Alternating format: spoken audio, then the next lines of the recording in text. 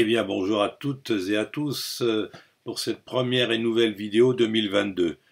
On va dans cette vidéo étudier l'ajout, d'une manière générale par contre. On va voir un petit peu quelles sont les interprétations, qu'est-ce qu'elle apporte au niveau de la personnalité, comment elle s'intègre au niveau du caractère, avec les trois formes classique, donc la forme de la joue ronde, la joue plate et la joue creuse.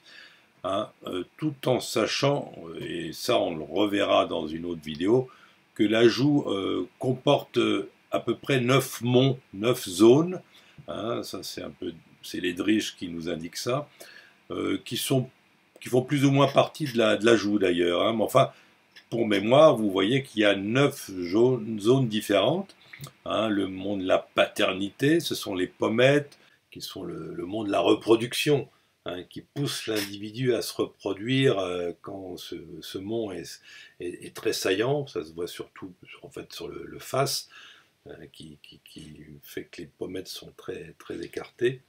La reproduction, oui, par les enfants, bien sûr, ça c'est une première chose, mais on peut aussi se reproduire par ses propres productions personnelles, et ça donne un côté un petit peu envahissant chez les gens, comme chez le respiratoire ou le sanguin qui a besoin d'imposer ses émotions, ses sentiments, ses productions affectives de cette façon.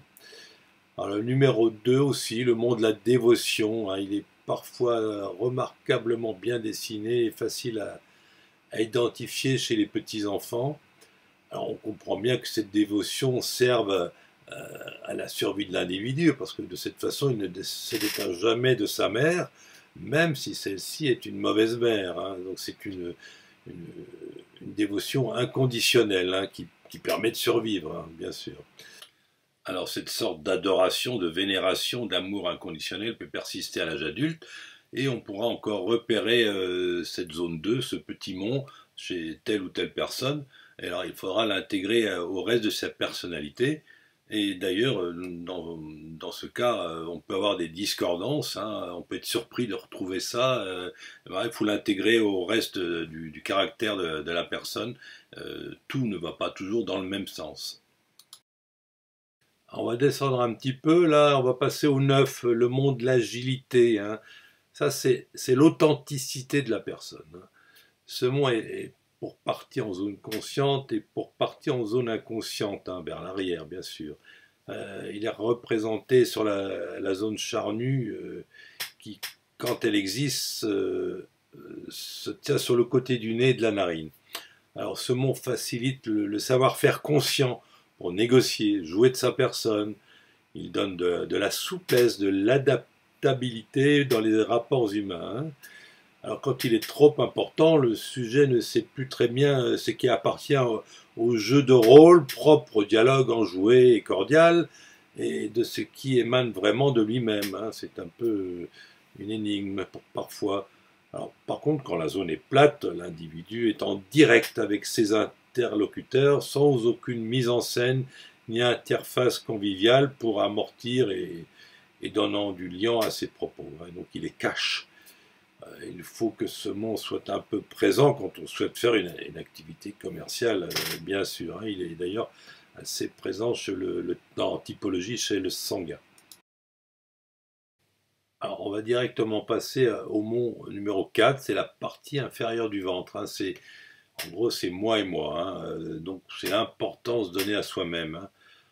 En réalité, ce mot correspond strictement à la morphologie et à la signification du muscle canin que Hermiane développe dans tout l'étude des expressions musculaires. Et ce mot canin, c'est l'amour-propre, c'est le sentiment de sa propre valeur, c'est être fier de sa personne en quelque sorte. Il est développé sur le côté et légèrement en dessous de la fente buccale, sous forme d'un petit renflement ogival. Alors on va rapidement passer sur le numéro 8, le mont des jambes, ce qui est la mobilité. Donc ça c'est par rapport à la zone de l'action. Après, il y a le numéro 7, c'est le mont des genoux, qui correspond à l'entêtement, toujours dans la zone de l'activité, pour arriver au mont des hanches. Hein. Le mont des hanches, c'est le numéro 5, c'est juste devant l'oreille. En fait, c'est encaisser ou pas les émotions. Hein. Euh, tout comme le canin de tout à l'heure, ce mont des hanches correspond exactement à la zone de l'intériorisation des émotions du muscle auriculaire postérieur que Hermiane décrit. Hein. Donc c'est ce muscle qui permet de tirer l'oreille en arrière et d'aplatir la zone devant. Hein. Donc quand cette zone devant le tragus donc, est gonflée, on considère que le muscle n'agit pas et inversement, cette région est creusée. Hein. Alors quand ce mont est présent, l'individu ne sait pas bien encaisser les émotions, il est très perturbé, il est très déstabilisé. Au contraire, quand cette zone où ce muscle permet d'aplatir le devant de l'oreille, l'individu encaisse, intériorise immédiatement les émotions sans difficulté, bon avec du stress, mais il intériorise. Alors on va maintenant aborder notre sujet principal qui est la joue ronde, plate ou creuse. Alors donc la joue ronde, elle est faite essentiellement par la zone 3 et la zone 6. Hein. La zone 3, c'est la partie supérieure du ventre, c'est ma sécurité, c'est ce mont associé au mont donc des cuisses qu'on va tout de suite voir, qui donne vraiment la joue ronde dans sa partie antérieure.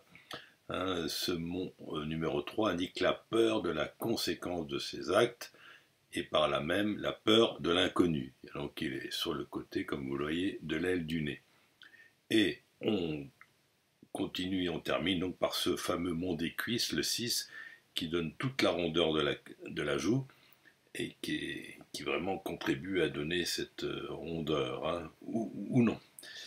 Donc il représente en réalité la conscience de ses actes et on va donc maintenant voir les trois types de joues. Alors commençons par la joue ronde. Hein, donc cette joue ronde, c'est celle qu'on trouve chez les enfants, les petits bébés. En fait, elle indique une mauvaise conscience de ses actes, de la portée de ses actes. C'est-à-dire que l'individu ou l'enfant ou l'adulte, il en fait trop. Hein, ce sont ces personnes dont on dit elles manquent pas de toupet, rien ne l'arrête, voilà. Donc c'est too much quoi. Mais ça se fait parce que c'est en terrain connu. Hein, mais dès les gens sont dans un terrain inconnu ou qui ne connaissent pas le contexte, là, du coup, ils sont totalement bloqués, inhibés. Hein, donc, c'est trop ou trop peu. Hein, donc, ça, c'est la joue ronde. Et chez les enfants, c'est très remarquable. Hein.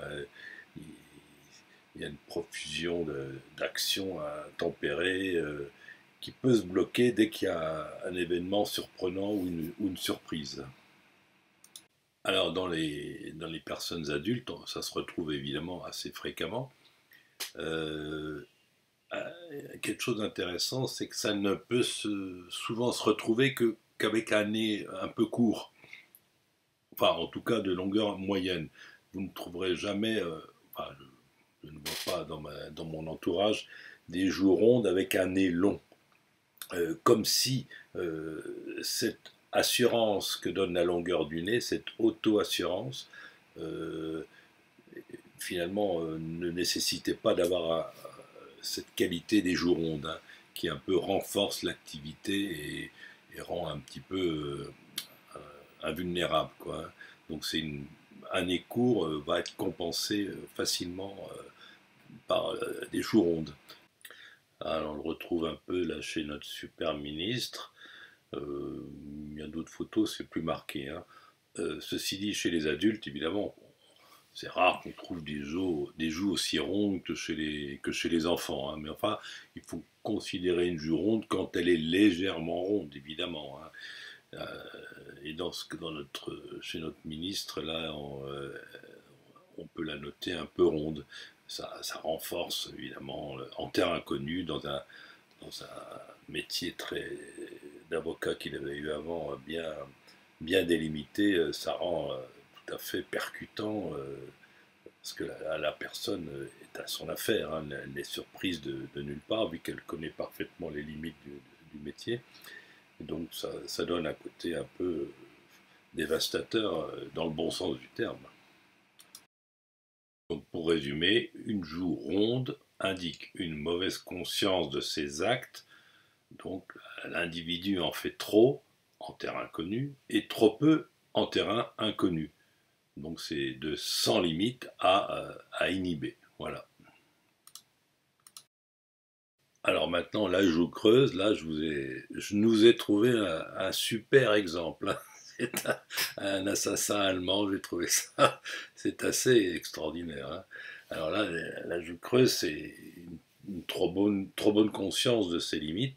Donc l'individu n'a peur de rien dans ce cas, il s'adapte à tout avec audace, tant et si bien qu'il en devient très revendicatif, intrépide et même asocial ou révolté. En fait, il est contestataire dans l'âme, il n'hésite pas à braver les règles établies et les coutumes. Hein. Il semble plus éveillé, plus alerte aussi que les autres. C'est l'ajout du nerveux qui remet tout en cause. Hein. Voilà, donc la joue creuse, c'est l'intrépide, facilement en révolte contre la société antisociale. L'individu n'hésite pas à aller au-delà du politiquement correct. Bon, alors la joue plate, bon, bah, c'est la plupart du temps, les gens ont des joues plates. Hein, c'est les actions de l'individu, dans ce cas, sont en bonne adéquation avec la réalité. Hein. C'est en fait ça le couplage. Hein. Donc il fait ce qu'il faut et à bon escient. Voilà, donc on a un petit peu les interprétations des trois formes de joue. Dans Corman, c'est la dilatation, rétraction, tout ça, ça correspond bien sûr. Mais là, on est un petit peu plus précis parce en termes de dilatation, on ne parle que de la joue et on l'interprète avec précision.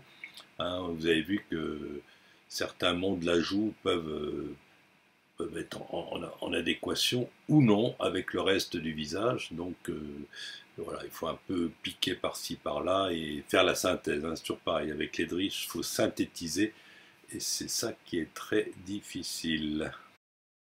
Pour conclure vraiment maintenant, si vous rencontrez quelqu'un qui a les joues creuses, méfiez-vous, hein, c'est un revendicatif, un intrépide, un asocial, il peut casser les codes habituels, hein, méfiez-vous. Et de même avec les joues rondes, hein, un adulte joue bien ronde, il aura peur en terrain connu, il aura peur de rien, hein, il a une puissance d'action, une intrépidité pour agir un peu trop, mais à vos dépens peut-être, hein, méfiez-vous. Hein. Donc les deux formes sont un peu dangereuses, entre guillemets bien sûr. Hein. Donc la forme normale, moyenne, c'est la joue plate, bon, c'est celle qu'on trouve le plus fréquemment. Hein. Et bien voilà la fin de cette vidéo, j'espère que ça vous a plu. Vous pouvez laisser des commentaires, positifs ou négatifs, poser des questions si ça vous semble nécessaire. Bon, la réalisation n'est pas toujours parfaite, mais ça prend beaucoup de temps et j'ai énormément de travail, donc je fais ce que je peux. Voilà, à bientôt tout le monde.